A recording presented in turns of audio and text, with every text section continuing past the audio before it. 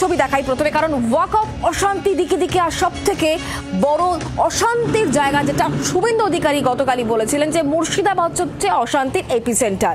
আর সেই মুর্শিদাবাদ থেকে যে ছবি উঠে এসেছে, গ্রাউন্ড জিরোয় গিয়ে জি 24 ঘন্টা যে ছবি তুলে ধরেছে সুতির সাজুর মোড়, যেখানে বাসে ভাঙচুর করা হয়েছে, অগ্নিসংযোগ করা হয়েছে। সকাল সকাল দেখা যাচ্ছে একেবারে কঙ্কাল সার চেহারা, বাস গাড়ি পুড়িয়ে দেওয়া হয়েছে, বাস যাচ্ছে না, অ্যাম্বুলেন্সও। দিকে দিকে অশান্তির ছবি। গুলিবিদ্ধ হয়েছে এক কিশোর, আক্রান্ত হতে হয়েছে পুলিশ কর্মীদের। সুতিতে এখনো পর্যন্ত পরিস্থিতি থমথমে রয়েছে। এলাকায় মোতায়েন করা হয়েছে বিশাল পুলিশ বাহিনী, সেই সঙ্গে বিএসএফ কেও নামানো হয়েছে।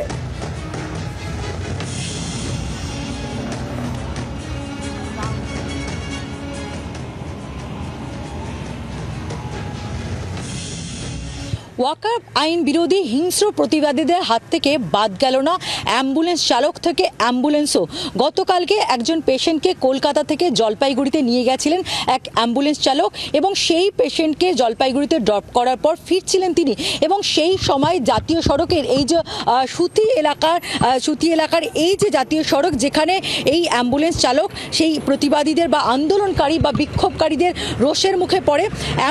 তার যে অ্যাম্বুলেন্স সেটাকে সম্পূর্ণভাবে জ্বালিয়ে দেওয়া হয়েছে, এবং পুরো পেশেন্ট সৌভাগ্যবশত সেই সময় ছিল না, কিন্তু অ্যাম্বুলেন্সটা কোনোভাবে কিন্তু রক্ষা পায়নি তাদের হাত থেকে। এমনকি অ্যাম্বুলেন্স চালক তাকেও কিন্তু বেধড়কভাবে মারধর করা হয়েছে, এবং কিভাবে তাকে মারধর করা হয়েছে সেটা এই ছবি থেকে স্পষ্ট।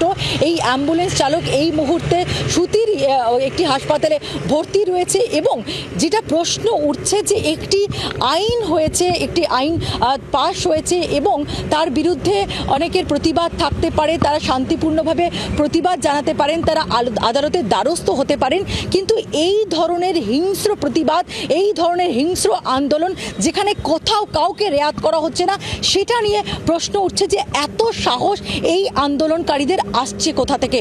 ক্যামেরা পার্সন অরিন্দমের সঙ্গে পিয়ালি মিত্র, জি 24 ঘন্টা, মুর্শিদাবাদ। এবার ধুলিয়ান মোড়ের ছবি দেখাবো, কারণ গতকাল ধুলিয়ান পুরসভা এলাকায় একটি মিছিলকে কেন্দ্র করে উত্তেজনার সূত্রপাত হয়, এবং যে ছবি দেখা গিয়েছে ধুলিয়ানে যে ডাকবাংলো ট্রাফিক গার্ড, সেই ট্রাফিক গার্ডের ভেতরে ঢুকে তছনছ করে দেওয়া হয়েছে, সেখানেও অগ্নিসংযোগ করা হয়েছে। কি ছবি তুলে ধরেছেন আমাদের প্রতিনিধি পিয়ালি, দেখাবো। এলাকায় বিভিন্ন জায়গায় ঘুরলেই দেখা যাচ্ছে ধ্বংসলীলার একেবারে নিদর্শন।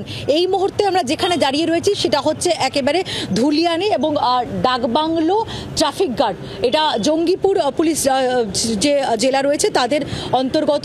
এই ডাকবাংলো যে ট্রাফিক গার্ড, তার ভেতরে যদি যাওয়া যায় তাহলে বোঝা যাবে যে কিভাবে এখানেও হামলা চালানো হয়। সমস্তটা একেবারে ভেঙে গুড়িয়ে দেওয়া হয়েছে, কোথাও কিচ্ছু অবশিষ্ট নেই। কাচের জানলা থেকে শুরু করে ভেতরে সমস্ত কিছু, ফার্নিচার, ইলেকট্রিক বোর্ড ভাঙা শুধু হয়নি, তারপরে আগুনও লাগিয়ে দেওয়া হয়েছে। একেবারে জানলা দরজা সমস্ত কিছু ভেঙে লুটপাট চালানো হয়েছে। কিচ্ছু, কোনো গোটা এই ট্রাফিক গার্ডের ভেতরে কোথাও কিচ্ছু অবশিষ্ট নেই।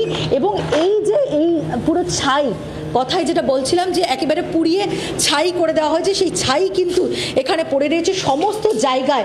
এই রকম ফার্নিচার, টেবিল সমস্তটা উল্টে দেওয়া হয়েছে, এবং স্থানীয় যারা জানাচ্ছে অন্তত পক্ষে 15 থেকে 20 লোকজন যারা ওয়াকফ অ্যাক্টের বিরোধিতা করতে নেমেছিল, এবং তারা এইভাবেই একেবারে ভয়াবহভাবে জায়গায় জায়গায় হামলা চালায়, ভাঙচুর করে, আগুন লাগায়, এবং সেখানে তাদের এই হামলা থেকে কোনো কিছুই যে বাদ যায়নি তা একের পর এক জায়গা ঘুরলেই কিন্তু স্পষ্ট হচ্ছে।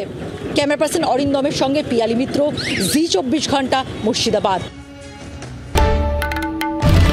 বাংলার আওয়াজ, বাঙালির আবেগ, জি 24 ঘন্টা।